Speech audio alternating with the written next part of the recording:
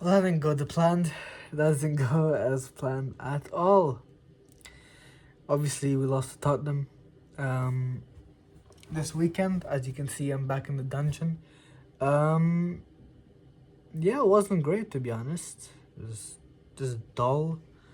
The funny thing, I checked the stats after the game, and I compared it to the game that we lost 4-0 last season. And the stats in the 4-0 were better than this one, which is mad to think about. But a lot of things went wrong. A lot, a lot of things went wrong, and it's a humbler. It's a humbler. You get humbled very fast in life, very fast. To the body, you have to be relaxed, right? And for everyone, even for everyone saying that we are in a title race, right? Relax. All right, let's relax. All right. It can't get much worse than last season, and if it does, then you really have to start asking questions, like really deep questions, like questions that you wouldn't even imagine asking. But as of right now, it's fine. We move on. All right. I don't want to make excuses. I've seen people make actually some pretty good excuses. That Spurs obviously, before they played us, they've already played 8 games before us. So that includes preseason, obviously. So that 6 preseason games, the PSG game, and the Burnley game. So they've already played a lot of games. Well, we've obviously played Palermo and Wolves, right? So not any really tough teams or anything. So this is our first tough game since the season began. Spurs have had a couple, right? They've had Arsenal, Bayern, PSG. They've had some tough ones. Now, I'm not going to make excuses. We should have played a lot better than we did and performed a lot better than we did. But this shows how much a preseason can do for you, right? It shows how much a preseason can do. And we're fortunate not to get one. But it is what it is, and you have to move on. Any positives? Not really, to be honest. Not really any positives. Gonzalez was decent, I guess. Stones maybe was a bit decent. Other than that, Foden and Rodri getting back on the team, that's obviously good to see. But wasn't great. Other than that, I'll be honest, it wasn't great. It was depressing, it was sad, and yeah, not much to say. But the one thing I don't want to see after this game is everyone's heads dropping and us just being bad. I want to see retaliation, right? And not in a bad way, but in a good way. Retaliation as in, we lost. Well, we're gonna say, okay, we lost, but we don't care, and we're gonna move on, and we're gonna improve, right? You have a tough game against Brighton. I say tough. We should be winning that game. Brighton just lost to Everton away, and they drew at their own place late with Fulham. So they've got 1 point in 2 games, in games that you probably would expect Brighton last season to win, but they haven't won them. So I'm still gonna say it's a tough game, right? Because they can still do us in, as many teams can. But they're not the same team as last season. They don't have Joao Pedro. And yeah, they're just not the same. They're just not the same. Which is why we have to capitalize. We have to win. We must win the next game, all right? Because we just must. Like, we just have to, all right? Like, there's no choice that we have. We cannot go into the international break and then United at home and Arsenal away back to back after losing 2 games before that. So you have to get at least a win against Brighton. You do the international break, you feel fine. Players come back from injury. Rodri's probably going to be fully fit. Foden's probably going to be fully fit. Gavardio, Aitneri possibly as well. Obviously, he just got injured, so we'll see. But that's 3 really crucial players to this team getting back to fully fitness, hopefully after the international break, and we can use them against Arsenal and United, which are games that we kind of have to perform in, right? But it's an eye opener. It's an eye opener, and I want to talk a bit more about the game. I'll do my player ratings as well. I'm not gonna do player ratings on like apps and stuff because obviously this is how I record this on a camera on my phone. So bear with me, all right? We'll talk about the players individually. So Trafford, I'm gonna give like a. Actually, in my rating system is like this. Everyone starts off at a 5, and if you score a goal, it's 1 point. Get an assist, it's 0.5. If you make an error, it's -2. And Trafford made an error, so he starts off at 5. He made an error, so he's at a 3. And every save is about 0.5, I guess. I mean, yeah, every save is about 0.5. So, I'll give him a 4. Yeah, I think a 4 is fair. Like, the error, it's a, it's a bad error. It's a really bad error. Like, I mean, I don't know why Gonzalez really came that deep. Maybe it's to drag the body and to give space out long. Clearly, Trafford didn't understand, and he just gave it to Gonzalez, which I don't think Gonzalez even expected. And then Gonzalez gave it away. We conceded a goal. But yeah, it is what it is, and we move on. So Rico Lewis, the right back. I don't think he's good enough to be right back, man. I think he's a luxury player, right? As some City fans on this platform have already said, he's a luxury player. When you play good, he plays good. When we play bad, he plays bad, right? So, as of right now, I don't think he's our right back, or he shouldn't be our starting right back. It should be Matheus Nunes, in my opinion. It should be Matheus Nunes. He's faster, he's more experienced, he's stronger. He's just better at most things than Rico Lewis, right? Which is why he should be starting. So, we'll see against Brighton. Yeah, Rico wasn't great. He probably could have done better for the first goal. He should have done better for the first goal. So, I wouldn't say it's his mistake, but he should have done better. So, I'm going to give him a 5. Just a 5. Just a 5. Moving on to Stones, I'm going to give him a 6. He wasn't bad. He didn't make a mistake. I mean, he did slip for the second goal that we conceded. No, that was the first goal. Yeah, he slipped for the first goal that we conceded. Second goal wasn't his fault, obviously. So, yeah, I'll be honest. 6 wasn't bad. His statistics were pretty good defensively, so 6. Diaz, 5. Wasn't great, to be honest. I mean, you would think after a new contract he would just cook again, but clearly it's not how it works. You know, and he does spend a lot of time in the gym. Maybe he should spend time, doing plyometrics and that other crap that everyone else does. You know, those American athletes that you see on Instagram doing those flashy workouts and stuff. Maybe he should start doing them, because clearly they work. Clearly they make people faster. That's what he should do. That's what he should be doing. Not the, bench press and, the shoulder press, but bench press and shoulder press and bicep curl, whatever. He should be doing that. He should be working on getting faster. Not doing what the hell he's doing in the gym. Lifting weights to look good. Go and be a model then. Why are you playing football? Since you've come here, the first 3 seasons you've been world class, and then you've just fallen off of a cliff. I don't know, man. I don't know what to say about this guy. I think it's time to bench him. Genuinely.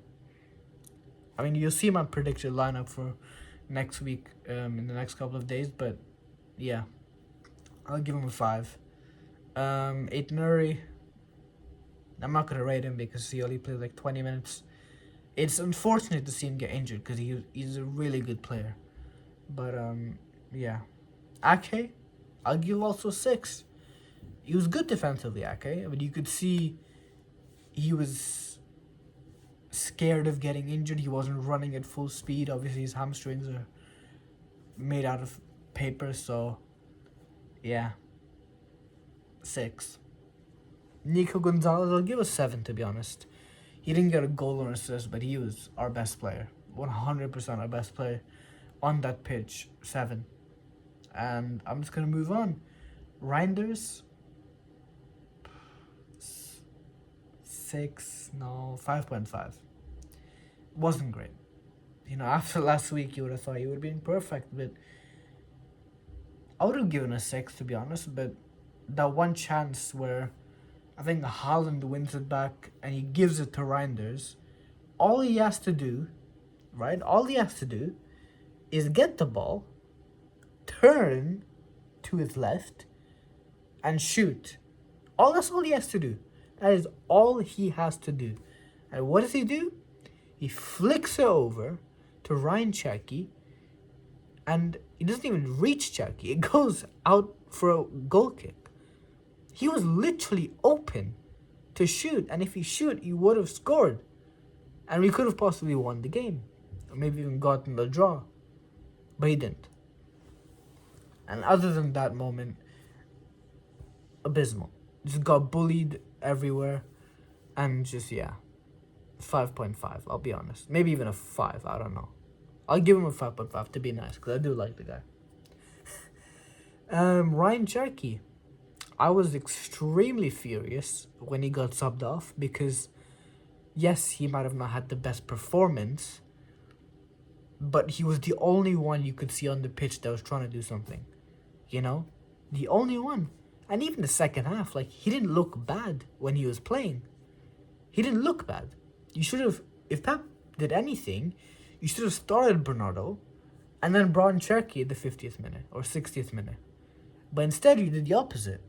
And the funny thing is, you pull on Bernardo to help defensively, which, I mean, he got bullied, so he didn't do much anyways, but you did that when we were 2-0 down, where we needed goals.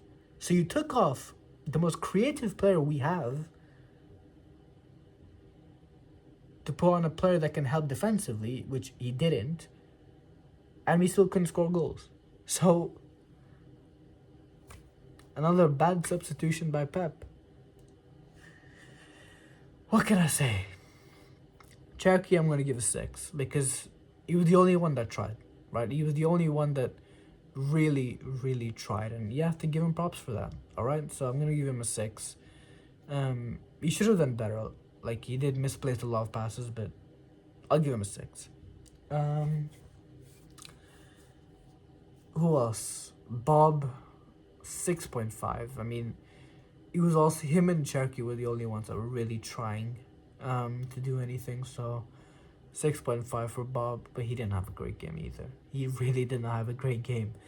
I feel it's too inexperienced, man. Like, I don't think you can throw him in this game. I think for me the best option would have to been starting Ryan Cherky as a right winger but cutting inside, having Nunes, being that back and forth fullback, and then having Bernardo Silva with Gonzalez and then Reinders as a 10. That's I think should have been what we did. Because I think Bob is too inexperienced in these high pressure games, these high pressure moments, and you can't just throw him in there against Spurs, right? Against Jed Spence, who absolutely cooked him. You just can't. So that's that. Haaland, he created a very good chance for Marmoush. Marmoush missed. He didn't do much after that. He pressed a little bit, but I'll give him a 5. Yeah, and I'll just move on. Marmoush had realistically one chance. He missed. 4.5. And Rodri came on. 5.5. Foden 5.5. Doku, I'm just gonna give a 5 and move on. And yeah. The one thing I want to say, other than obviously what we just talked about, is to those City fans on Twitter and on YouTube and everywhere who were saying that we don't need Rodrigo and we don't need Donnarumma. Well, talk now. Talk now. Alright? I'm pissed. I was calm for a video, but I just realized what we saw. And I remember how pissed I was yesterday and the day before yesterday when we lost. If any City fan says that we don't need Donnarumma or we don't need Rodrigo, tell them that they're the biggest idiots in the world. Now, I do think we're going to get Donnarumma because personal terms are agreed already, so that's basically done, right? Just need to sign him until Ederson, right? And by the way, people saying he's, like, people are going to say, like, oh, but on the ball, he's not that great. Do I look like I care? Do I look like I care if he's good on the ball or not? Yes, it's crucial to how we play. I understand that. But all he has to do, knock it up to that 6'5" Norwegian we have. Is it that hard? Yes, we play out the back. And you probably need a goalkeeper who's good with their feet when you play out the back. But in the last 2 seasons, has that been our issue? Has playing out of the back been our issue? No, it's been conceding goals. Because our defense isn't good enough. Because the players that you put in defense aren't good enough. So you need a goalkeeper who can save us. Which is why we need Donnarumma. So, that's that.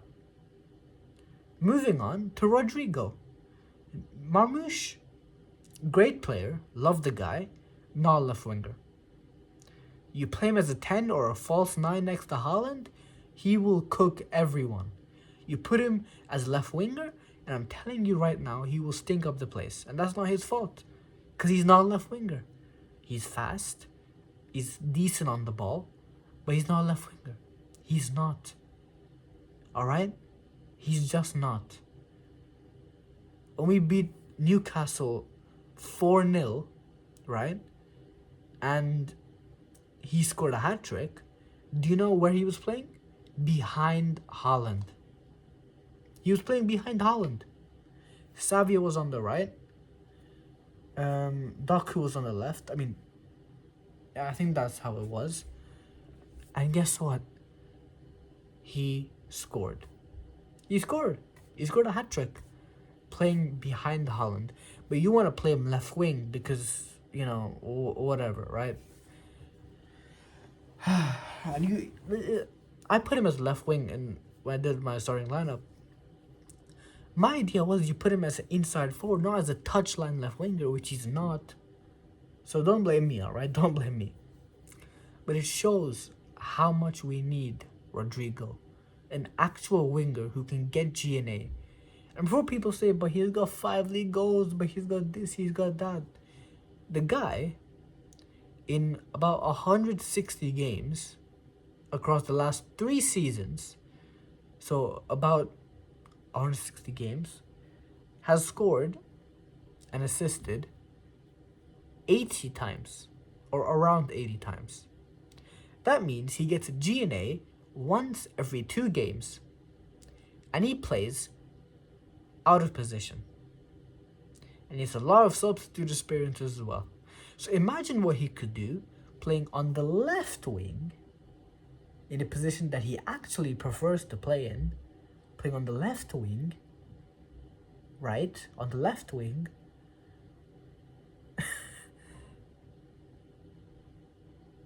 In a team where he's going to start over most players on the left wing as our number 1 left winger. But we don't want to play, right? Let's not buy him. Let's keep Savinho. Let's keep a guy who's got 3 league goals. You know, let's keep the guy. All right? If anyone tells you that, tell them to shut up and just leave. All right, Donnarumma, personal terms agreed.